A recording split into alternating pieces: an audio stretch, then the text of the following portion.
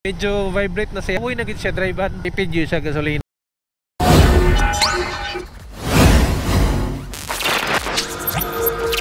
Hello mga brad. For today's video, akong i-share sa inyo ang akong experience sa sulod sa 5 years nga nakapanagiya og Raider FI. Kani akong motor 2019 pa ni siya na ako napalit. 2018 model, 2019 acquired. 5 katuig na po niya siya sa ako unya mao ni akong service dito sa Bukidnon katong napatag Bukidnon. First off, ang mileage na consume ani nga motor is 61,020. So approximately 12,000 ang tuig nako nga mileage. 12,000 a year na. Sa sulod po sa 5 years mga brad, no major issue. Tulad sa 5 years, no major issue. Maintenance lang, proper maintenance, change oil, change air filter, change oil filter. Nakailis sa tangkuan. Bull race ka sa mo kabig naman ang atong manabila sa wala. Wala ang ilisan ang idseyahan niya. Di ra ba SJP akong nailisan eh. Muna karon marag action po siya kabig gamay. Lahir ang itong original good. Anyways, kato pa akong nailis nga murag medyo major kay mahal mo gud siya. In terms sa mga cable ani, clutch cable, nakailis na tani katulo ata. Oo, katulo.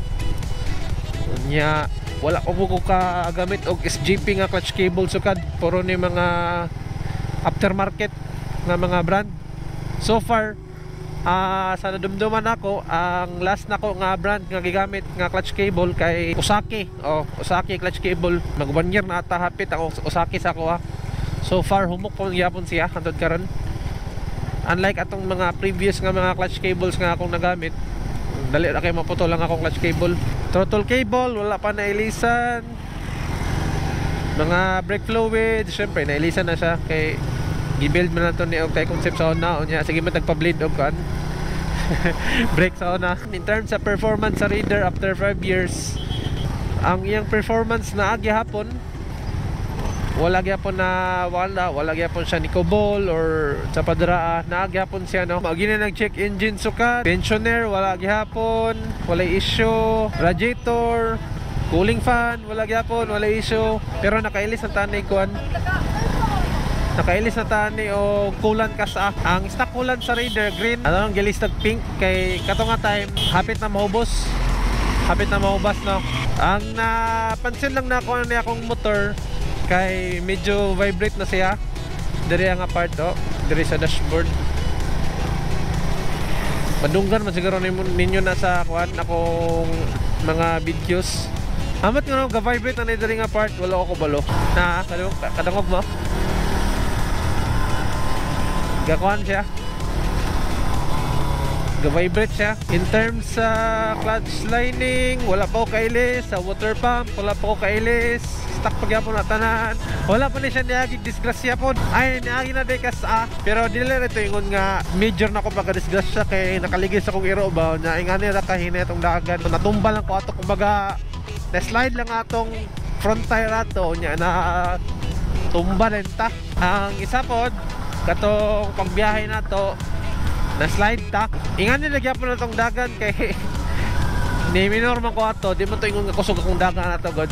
So mura to mga instances nga niagig disgrasya atong motor. Ang concern lang nako ning Raider FI kadugayan hawoy na gid siya drive-an. As soon as musakay mong edad magkahawoy gid po. Kaya katong 2019 pila pa may edad na ko ato 18 pa man ko ato. So kumbaga ganahan pag aggressive riding position, ganahan pag speed. Mobito na yung purpose nga nung i-build ng Raider FI 4 speed. Kay kabalata kusogin bulaga ng Raider FI. Hawoy na gid siya drive-an. Pati karon hawoy na siya drive-an. How much more nga katong sa una si ikog biyahe sa Bukidnon. Grabe gyud kay ito. Grabe ka hawoy gid sa lawas.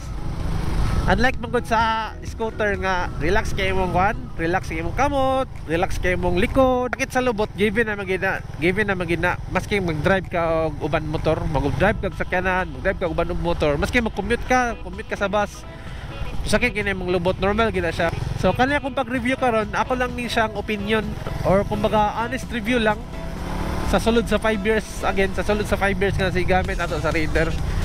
Kay aron po dato mga viewers diha nga gusto mo palit og Raider nya mga edad na pa sa 20s. Ana magina nindot pa magina sa sugod. Sabi na trailing kay dalon. So kimunagan isa man pud sa nakapahawi ani kay ang stock set sa FI kuan. Mura siya go stopper bitaw. Subsub gi ka pa boss. Mo nang gi-modify na to ang stock set, gipalaplapan na to gamay aron na siya stopper pero same magyapon. More gyapon ang performance. Testing na pag flat set ani although tsada ang flat set kay medyo ni baba ang imong setting position sa imong motor. Pero nagyapon na ang kasakit sa likod mga brad. Sa Camelback naka-testing na gyapon ko. Camelback nga aftermarket, sakit gyapon sa likod. Amot lang ang racing seat, wala pa ko testing racing seat. So, muna itsura sa itong motor karon mga brad. Nakakuanta, RCB mags, 10 spoke, atong stock, wala na. Naka B-Star ta, bago lang ta nag-ilis og ligid no. Nakita man ninyo sa kong reel. B-Star, ang atubangan, ang atras B-Star gyapon. Unya naka RCB S3 punta nga full shifter. Isa ni sa nakapahawoy na to. Halangan kay tis ganda mo ganing naka-shifter ka. Nya naka YSS shock ta. Kaning YSS na to, dugay-dugay na pod ni mga 3 years na ta ni sa to ah. Unya cellphone holder, step grill, nga perting mahala. Sa ubang motor barato ra. Naka lever guard pud ta. Unya the rest is stock na.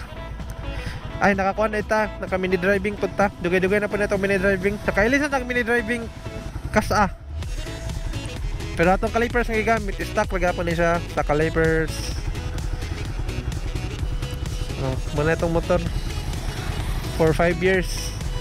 Ang decals po na mga brad. Nakailis itang decals. Na diba? Lahi na itong decals. Kumbaga, kuha na siya, extra decals na siya. Ay nga yung design, makita na niyo sa blue nga Raider. Pero kay kita man tagkuan, inganig design. Ato na lang gialis dan pod kay sumul na tanawon tong stock decals niya. Atong side mirror, stock Japon. Mas prefer na ko ang stock nga side mirror kaysa any other aftermarket nga side mirror kay kumbaga marag na something sa amin bitaw. Mas tsada gid ang kuan kanang gikan sa panya nga side mirror kaysa aftermarket kay maklaro gid kini mong likod.